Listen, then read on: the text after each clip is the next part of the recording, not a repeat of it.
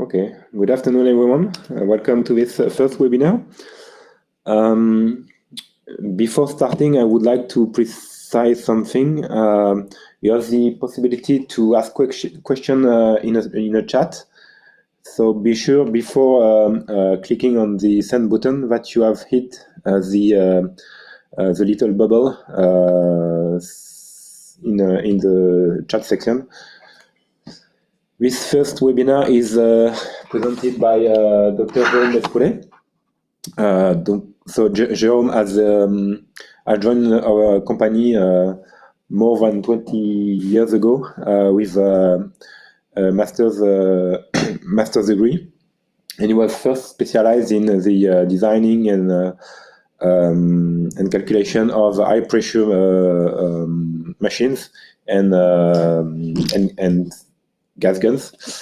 Its activities has evolved through the dynamic behavior of material for different aspects, both on simulations and experimentations. And he defended its first PhD in 2020. And his themes of research are today linked to the relation between microstructure and the dynamic behavior of materials. And he is also specialized in the study of the dynamic behavior of materials. Through this webinar, Jérôme will present you a methodology. We will help you to calibrate material model in dynamic with an approach that couples experiments and numerical simulation. So, Jérôme, it's on you. Thank you, Paul, for the introductions. Welcome, everyone. So today we're going to speak about the awareness on material dynamics and shock physics. So these are some presentation of my profile. So you're gonna get it after. Just to remind my education and what I do in society. But Paul explained it before, so I don't go deep in this part. So the layout of the webinar will be as follows. So first, introduction about ourselves and about the webinar. I'm going to present and detail the study methodology using the building block approach we use in our company, and show some relevance of simultaneous analysis of materials, facilities, and simulations, and application with a personal armor lightweight protection for defense applications. So, some words about our company. Our company is called Thion Ingénierie. It is a 100% private company, and the company has more than 30 years experience in fast dynamic events in shock and explosions. So we are in France, located in the center of France, roughly 2.5 hours north from Toulouse.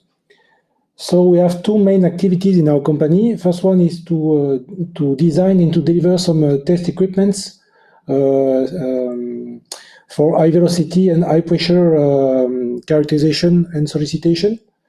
So it could be laboratory launchers, split Hopkinson bars, accelerator generators, or detonation chamber, but also high pressure equipment up to 10 kilobars. And the second part of our business, or our core works, are the dynamic expertise with our shock physics laboratory. We can do some impact and acceleration tests or fast dynamic expertise from seconds to nanoseconds simulations, but also we, because of our structures, we are classified like a small medium company, private company. So we have the good profiles to enter in some R&D project, and also with our expertise, our personnel, and the equipments we have, we can make some trainings with our Shock Physics Academy, as you can see on the bottom left of this slide. So we are expert in material behavior for fast dynamics to shock physics. If you take the example of a load case on the top on lightweight armor vehicles that can be faced to multi-fragment impact, or at the bottom to some concrete penetration. We have a load case given by our customers. And so we use various tools to answer to the questions the customers could have. We use theoretical models and material science to describe, to understand the phenomena. It can be based on our self-experience, but also every time we use some state-of-art studies to complete this experience. We use our tool experimental means and diagnostics to collect some data in the velocity, strain, and stress regime of the load cases. We have to respond, and we have some numerical simulations that are that can give us more answer or help us to resolve the load case given by the customers. And with all of this, we can also make some change with the webinar and the trainings we make in our Shore Physics Academy. So what about the building block approach, the BBA strategy we use? This BBA, in fact, it has roughly more than half a century. It is more than half a century old. It was first used for aeronautic and space at the beginning of the research for the moon and for the huge developments of aeronautic due to the evolution of the simulation tools. So as you can see, we deal both with experimental investigation and numerical investigations. We have to answer to the questions of our customers about the response of the structures. But to do this, first we make some one phenomenological study, and then we make some experiments, some characterization in quasi-static and dynamic to collect data, to have some answers or to have an idea of the elasticity, plasticity, strain rate, and damage effect. After we make some tests on coupon and some dynamic tests to confirm or to select other numerical models and to adjust it. And after we make some validation parts with some impact text, for examples, on components that is not the structures but component of the structures to validate the numerical models, and after to give good confidence on what will be the answer of the full structure after. An example of the building block approach was done on, as you can see on the slides, for an add-on radome certification for Wi-Fi on board phase to bird strike events. You see more and more, and you have more and more access, even if we don't take a lot of planes today, but it will be in the futures. So you get Wi-Fi on board, and to get it, in fact, people have to add on some radon on the top of the plane. You have some view here, and due to bird strikes that can come to the planes, people who make such structures have to confirm, to validate that even if a bird strike happens, everything is okay, not for the Wi-Fi, but for the plane itself. So we have been contacted by a company to use the BBA to help them in developing and make the certification for such structures. So we after the phenomenological study, we have made some tests. First, to characterize not the bird, but material equivalent to the bird behavior. It was gelatine. So we make some impact with gelatine cylinders, and we make the calibration of the models. You can see on the right the numerical models of the gelatines. And after we make some tests in our company. So we make some bird strike. Here you see the radome on the top left with the bird impact. You have the simulation on the right, and you see the graph in the middles.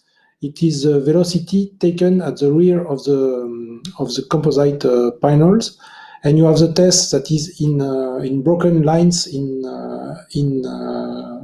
black, and you have simulations points, the velocity given by the simulations around those impact, and you see that we have a good calibration of the models of the behavior of the rhythms based on the various steps we expect during this BBA approach. Here you see only the first step of the time, but also we make some with the composite. Due to these works, the method using experimental and numerical approach was accepted by the safety agency, and so the customers got the certifications for two Airbus planes, the 330 and the 340, and for one Boeing plane. And due to the robustness of the methodology, future certification could be recognized with 100% numerical approach. So it was very good for us and for the customers to make less tests and to validate various designs depending on the plane. So now let's go to the part of material laws, experimental means diagnostics, and simulation relevance. So the 4 steps to ensure calibrated material laws for valuable simulations are as follows. First, as I explained before, it is phenomenological studies. The aim of this part is to determine the structure's strain, stress, strain rate regimes based on the first simulation or first round of simulations. The aim here is not to reproduce perfectly what happens, but to get a range of magnitude, a range of order of those kind of variables. Second step is characterization and could be model adjustments. We collect parameters and calibrate materials with specimens on tuned experiments with good facilities and diagnostics. Then step 3, we select the most relevant materials to get reliable simulations.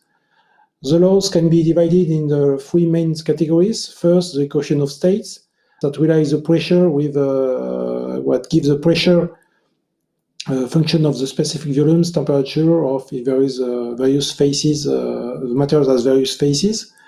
Then after you have the strength models that deal with the deviatoric stress, function of the plasticity, strain rates, temperatures, and so on.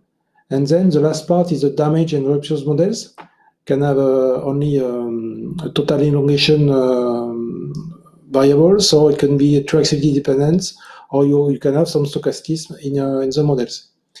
And we can, if the first range set of tests we have done are not sufficient, we can make other tests on coupon or other tests with a specific true-activity range, for example, to enhance the model if needed. Step 4 is the validation part, and make some tests on representative components and compare with the simulation to validate the calibration of the model. So step 1, phenomenological studies. Based on the customer data and what he gives us, plus our expertise, our experience, and state-of-the-art investigations. So we make the preliminary study so as to know what is the type of deformations, elastic response or plastic deformations, up to rupture or not. Is the response isotropic or autotropic? What is the temperature range? -40 room temperature or at a high temperature, 500 degrees, for example. What is the strain rate regimes? Intermediate strain rates, 10, 20 per seconds, or 2000 or up to 4000 per seconds. And what is the flow stress levels? 100 to 200 MPa or more than 2 GPa. So based on this, you can see to characterize materials, you can have a wide range of configuration to get access to the response of the materials. And as you can see on the graph on the left, at the bottom you see the strain rates between quasi-statics 10-6 or -4 up to 10 per 8. Here you have the strains between 0 and 100% strains. And on the z-axis, on the top going up axis, you have the ratio between the stress that is applied to the specimen of the structures or the specimen during the experiments, divided by the yield stress or the yield stress of the materials. If you look on quasi-static regimes, you have creep here, low strain rate, high deformation, but very high ratio of stress applied divided by the yield stress. After, you have classical tensile compression machine here in green. You have torsion bar here, and the beginning of the dynamic configuration start here with the Hopkinson bars. You see the strain rate is starts roughly at 100 or 500 per second, up to roughly 10 power 4 per second, depending if you have classical Hopkinson bar or small diameter Hopkinson bars. After, you have expansion rings. You can get very high strain rates, up to roughly 10 power 6. But the ratio is very low, but you can have very high strength. And after, when you go faster, you can have some plate impact experiments. The experiment consists in impacting two plates, and you generate a very high tensile strain in the middle of the specimens, and so you access very high strain rate in the middle of the target. So, if you summarize about the techniques of the facilities versus strain rate, you have electromechanical here for the facilities for low strain rates, hydraulic cylinders here up to 100 per second, and after you have gas guns here up to 10 power 6, and you have explosive and electromagnetic. But in fact, in our company, we only have gas guns. So many of roughly all our experiments we did from the intermediate up to the high velocity, high strain rate experiments, we use gas as energy, as a driving energy. So step 2, characterization facilities. For example, for dynamic tensile behavior studies up to ruptures. Here you see the strain rate scale. So for low to intermediate strain rate, we have one huge press that can develop up to 200 tons, 200 kilo decanewtons load in a very fast, very short time, down to 3 milliseconds, as when it is gas driven, but also you can access to intermediate strain rate because we have a version in using hydraulics. After, when you want to go faster, use Hopkinson bars. Here you see our example of direct tensile experiments we did with our facilities, with smooth or with some specific shape to access different reactivity levels. After, we use with guns, we can make some ring expansion experiments to access very high velocities in a ring configuration, more than 10 power 5 per second. And after, as I explained before, we make some plate impact, and you can see here one plate that has one recovered plate after a tensile, very high strain rate tensile regime, and you see here the rupture of the middles, and we have the tools to measure the velocity at the rear of the target, and based on the velocity profile versus times, you can access to high strain rate characteristics of the materials. But as you can see here, you see experiments and some specimens, but in fact, you need also, even if you have good facilities, you have to also have the relevant diagnostics to get the good information.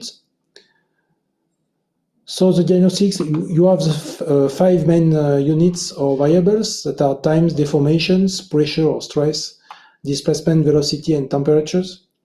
Measurements can be 1D, 2D, 3D, and can be intrusive or not non-intrusive. Timescales between the seconds and down to nanoseconds. When we deal with plate impact, we have to check on the slope, the way the velocity increase, and so we need some nanoseconds resolutions for the recording. We can deal with multiple technologies selectioned based on the most relevant needs for the studies. Can be electromechanicals, optics, laser, radar, X-ray or thermal flux. But also sometimes we combine techniques to get simultaneous information of different variables. But we need to have special cares to prevent each diagnostics to be damaged by the others. For example, if we use X-rays, with the head launch a lot of energy in one direction, and so if you have your high-speed camera just in front, if you not have the good protections in front of your cameras, you can damage it. So we have to get special cares about it.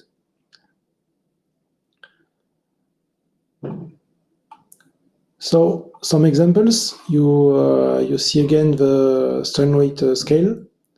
Here you have an example of the impact of the clamped disc here, and we have used a 3D IC at the back. Here you see the deflection versus times of the disc, and below you have the displacement profiles versus times.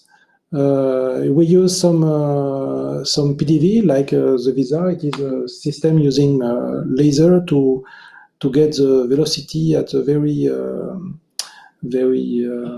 small time, very high frequency. And here you have comparison between the PDV using the laser in red and in black broken lines with the PDV. And as you can see, we have a very good correlation with the PDV and the DIC. After we can have some strain gauges and using a high-speed camera. So you see here on a plate specimen on a Hopkinson tensile test. So you can access to the IC in the stretch area, so you can get some information that can compare after with the simulations, but also using the high-speed camera, you can follow track some specific points, and so you can enrich your comparison with the simulation. And as I explained before, we can use two kind of diagnostics. Here you see an hypervelocity impact. And you have two diagnostic that have been used during these high velocity impacts. On the top, you have some very high-speed cameras in shadow configurations. You have the light in front of the camera, and so the film gives you the shadow of the experiments. You can see you have fragments and some fumes, some dust. And using the X-ray heads that give you a single or two image, because we have two heads, two X-ray heads in our company, you can freeze the events using the X-ray to make the difference between the fumes or the dust and the fragments. And so you have the test, you have the diagnostics, and now you can analyze it with the simulations. So for the simulations, non-explicit software can effectively solve and answer all fast dynamics and shocks physics phenomena alone: explosion, impact, crash, or dynamic behavior. So simulation helps in guiding and optimizing experiments configurations from the sample geometry, loads, and boundary conditions, the stiffness, diagnostics, sensor location, experimental condition evolution to experiments, so on and so on. Numerical works allow anticipation and phenomena compression variability or unexpected behavior. But also the main advantage of numerical tools, it can give you access to in situ variables evolutions that could not be accessed by sensors, stress concentrations, triaxiality level, or local heat or heating and temperature increase. So if you look on some simulations or using some validation using simulations, So here you have some tests on foam compactions. All our facilities and our experiments are numerically investigated. Here you have an example of foam compaction on the very large press. And at the bottoms, you have evolution of the load versus times and comparison between the test in blue and the simulation here. But also our test using the Hopkinson bars, when we use the IC, we can compare the evolution of the pattern of the strain and the strain rates in the samples. Finally, pictures I show you is the high-speed camera and the X-ray together. And so you can validate after the simulations, because the simulation to access will use a lot of times and the positions of fragments and the family of the fragments and so on. So what about the most relevant slow solution for simulations? So first, the equation of size, pressure, or the function of the specific volume or temperatures. So this equation can be linear or non-linear. Example with linear with aluminum. But also you can have some phase change. For example, with water, you have the diagram of the water phase diagram at the bottoms, temperatures, and here you have pressure.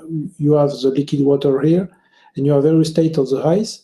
And during one RET project we had with ice and with hail, what we see is that when we make high-speed experiments just below Mach 2 at roughly at 500 meters per second, we see during the impact some flashes appears, and so we suppose we thought that we have reached some specific phase change, and so that could explain those high luminescence we have during the impact. So strength models, the deviatory stress can have some foam compaction, even if it is pressure versus volumes. In most of the code, it's considered as a strength models. An example is here for the foam compactions. You have some elastic part here. You have like a plateau. It's here where foam are used to damp the energy, and after you have the densification phase. And as you can see, for example, for polymeric foams, here you have the same strength behavior of the materials, the foam with elastic plateau and densification. And as you can see, the more quickly you make the experiments, the higher the plateau will be, but also densification appears. And so in this example, the form is strain rate dependent, and so you have to characterize it at this strain regime if your system has to be working at this strain rate regime. So for the plasticity for metals, for examples, you can see here the classical Johnson-Cook models with yielding here, strain rate here, and thermal softening parts. But also you can have some dislocation-based models like the Zerili-Armstrong or others. And for damage and rupture models, so you can have various kind of models that I said before, based on maximum deformation or evolution, orthotropic, characteristic dependence, stochastism, or so on.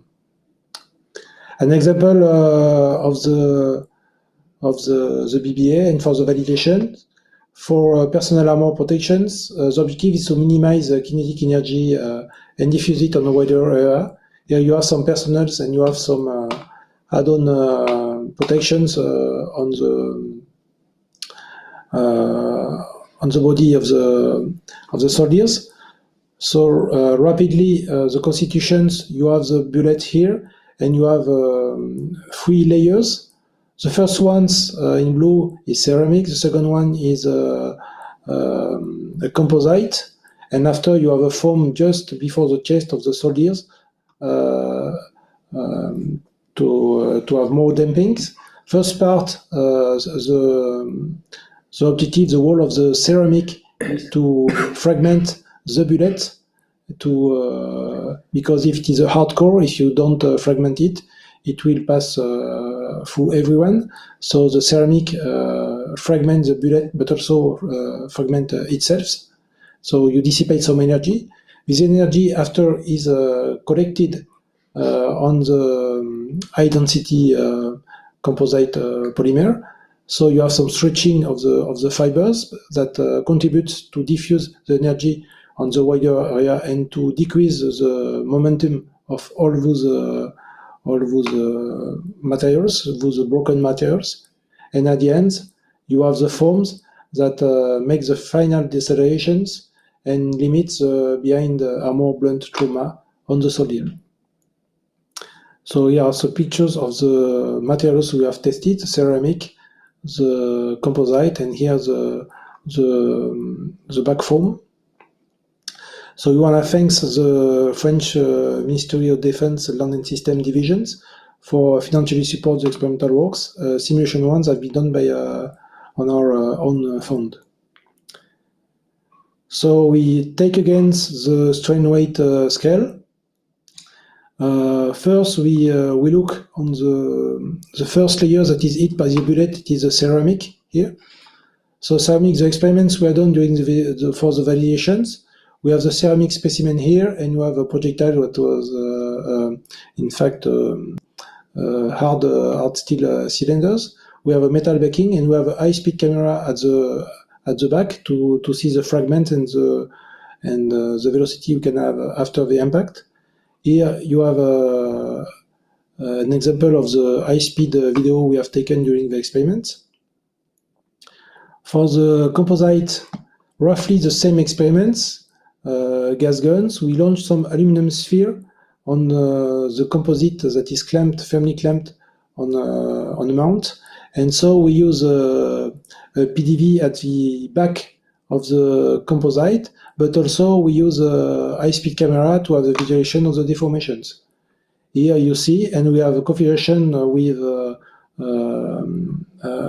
velocity just below perforating the composite, and one velocity higher to check for the residual velocity of the sphere. And for the form, roughly the same configurations. We have an aluminum witness plate. We have a projectile that was metal spheres, big diameter in aluminum and small diameter in steel, to reflect what happens at the back of the composite, roughly the same momentum. And so we make some 3D DIC setup at the back of the aluminum plate to check for the deformation. With and without foam. Here we have an example of the DIC that is taken at the back of the plate. Now let's check about the result and the validation parts. So the strain weight scale. For the ceramic, on the top, you have the screenshot of the high-speed cameras. At the bottom, you have the simulations done of the numerical replication of the test, and we get roughly 550 meters per second as a residual velocity during the experiments, and we have 800 in the simulations. So good reproduction of the residual energy.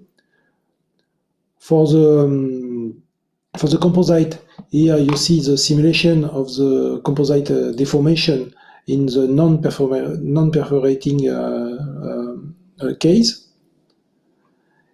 Here you have the screenshot just at the end of the experiments.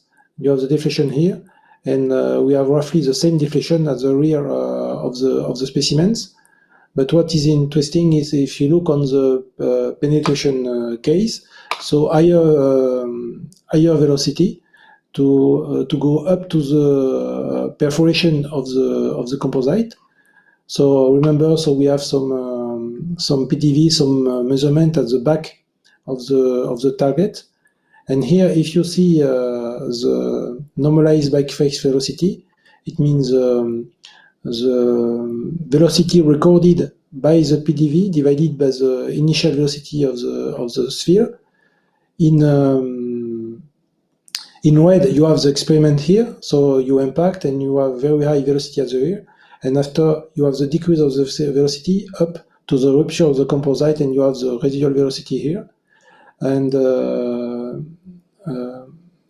with the help of the PDEV, we managed to measure the residual velocity of the projectiles. Here you have with the dots, and you have comparison between the simulation in blue and the experiment in red. So we have a very good reproduction of the behavior of the composite in this situation. So very good calibration of the composite done using the BBA. And at the end, the last validation was on the foam. So you have just a screenshot here of the models here. So we compare the displacements at the back of the aluminum plate. You have the experiment in symbols, in circle, triangle, and square. And you have make some experiments without foam here, with the circles, with a triangle with a small thickness of foam, and with a square with biggest with larger thickness of the foam. And you have comparison with the simulations that are in lines, and you see we have very good reproductions of the global deformation of the plates, whatever the configuration. So very good reproduction of the behavior of the materials using our methodology to calibrate the models. So to conclude, we present you our expertise strategy for material model calibration in dynamics regime. So we have 3 big main stages that are phenomenological studies, select good material laws and variables to represent what happens during the events we have to reproduce or to represent the behavior of the structures. And after, we use the BBA to calibrate the strength models based on simultaneous experiment and simulation works, from standard specimen to validation test, in loading condition close to the customer's structures based on the phenomenological study.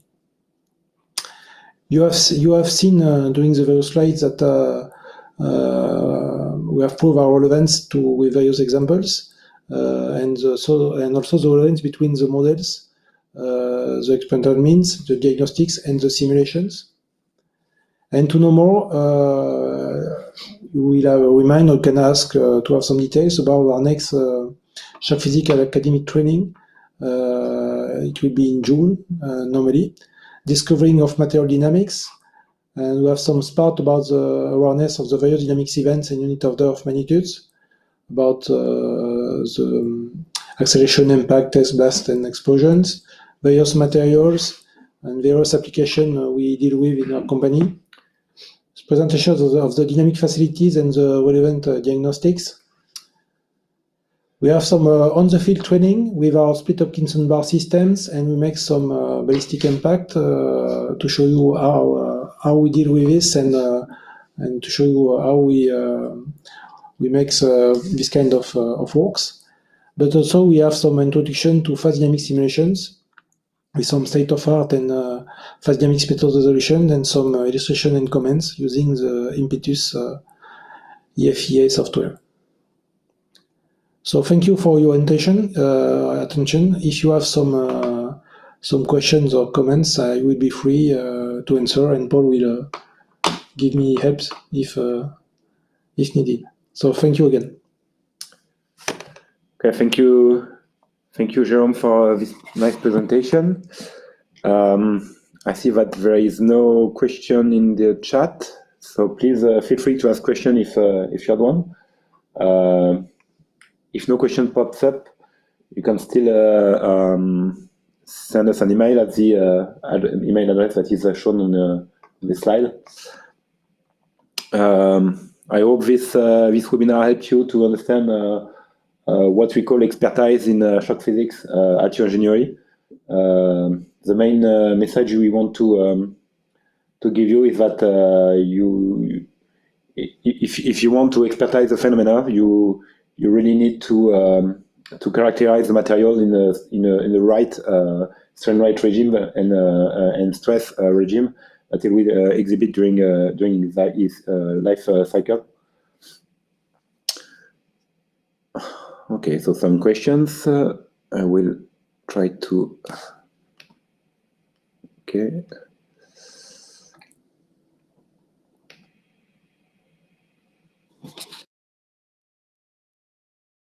So, which cameras are we using? So we have two high-speed cameras, two Phantom high-speed cameras. The first one is a V2012, which has a full resolution of 1 megapixel at frame rates up to 22,000 frames per second, but it's able to be run at up to 660,000 frames per second. The second one is a V1840. It's an uncommon camera. It has its main feature is that it has a 4 megapixel sensor, but it can be run at a lower speed than the V2012. These are the cameras we have in our own company. Yeah. But sometimes, if we need, we can have more cameras than the cameras we had. In fact, we have made some experiments, some test campaigns, up to 4 or 5 cameras together on the same for a single event to get some DIC at various positions, or also for hypervelocity events. Sometimes we don't hesitate to ask from a location of very, very high-speed cameras dedicated to certain events. Mm-hmm. So don't be limited to ask if we only 2 cameras, because we don't hesitate sometimes if needed to have more diagnostic tools if they are needed. Yes, we have 2 cameras, and by renting some other cameras, we are able to select the perfect one for the specific experiment we want to observe. Second question, which DIC software is it? So yes, this is VIC3D that we are using in our facility for at least 2 years now, I think. Of course, if needed, we can use any other software that is requested by our customers. Any further question? Another question: how do you light hypervelocity experiments? That's a good question. In fact, we use our high-speed camera, which is a Phantom V2012. Which has an exposure time of 1 microsecond, which is far too long for observing hypervelocity impact events. So we use pulsed laser, which is pulsed at the same frequency as the camera, and the exposure time with this kind of laser is ranging between 10 to 100 nanoseconds, and the power is about, I think it is 500 watts pulsed. So, yes, this is a laser. Yeah. Attends, bouge pas.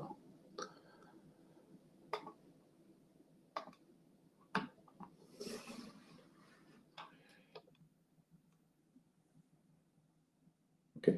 On the screen, the bottom right image is an image taken with our high-speed camera, the V2012, and a pulsed laser, which is positioned on the front of the camera. So we use a shadowgraphy. The laser directly highlights the sensor of the camera. So it's in fact, yes, shadowgraphy. And we have, so if we zoom, you can see, so this is an impact on, I think it is a composite material, and we see a very resolved image with a very precise fiber-month definition. Okay, another question.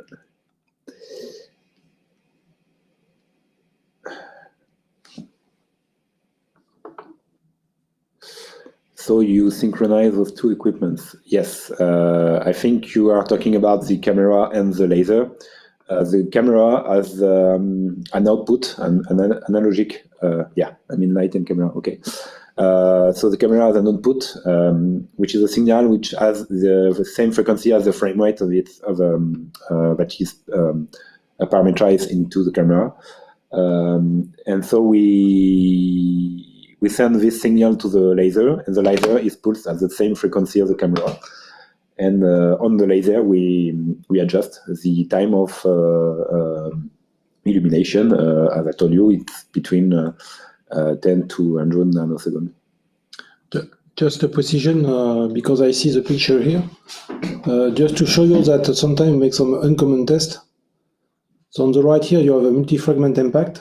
There are not a lot of laboratories that can do this at given velocities. But on the left, you have very high speed, you have impact on very high temperature specimens. This for motorists with high temperature grade. Here you have the configurations as if you are the projectiles that are coming to the target. You have the target here, and you can see here the high speed video of the event. You see in fact the materials is white, but it's not white ceramic or other. It is metals that are very very high temperatures. And so you see that the spheres that has to impact the materials, because we want to characterize and to get the access to the ruptures of the behavior of the materials at very high temperatures. So you have the balls that pass here through the heating systems and to hit the target. So it means that we can make some unconventional tests, but with very precise impact positions. Because you can understand that such tests, we don't want to break the heating system that's very short. So we are very self-confident about this kind of uncommon configuration. Okay, another question. With high-speed shocks, how do you deal with speckle pattern for the IC? Okay, that's a very good question again. Yes, indeed, the speckle pattern for the IC is quite a big challenge for high velocity impact events. There's no rules. In fact, we are adjusting the size of the pattern depending on the size of the specimen we are testing, and also on the size of the event we are trying to investigate. If we are looking at a very localized effect, deformation, then we will use a very thin pattern at this kind of at this location. And of course, it's always a balance between the spatial resolution of the camera, spatial definition, and the frame rate. And you have to deal with you need quite an adequate frame rate to see all the events through the time, and quite high resolution to be able to compute after the strain field and so on. And there is a precision on this question. I speak about bonding it on the specimen surface. Okay. Yeah, that's again a good question. We use different techniques.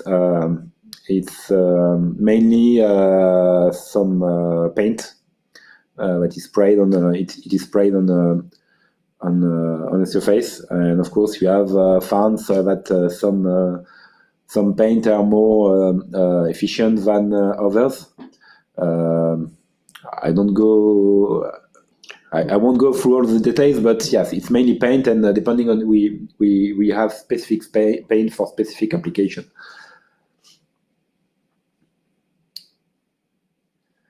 Okay, any other question?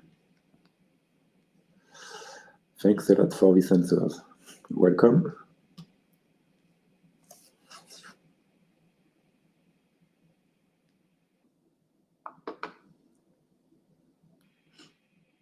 Okay, if there are no any further questions, I will I think we should end the webinar. Thank you, Jérôme, for this presentation. Thank you all for your participation. And please stay tuned for the next webinar, which will probably come up early next year. And yeah, have a good end of the day, and thank you. Thank you very much. Bye-bye. Bye-bye.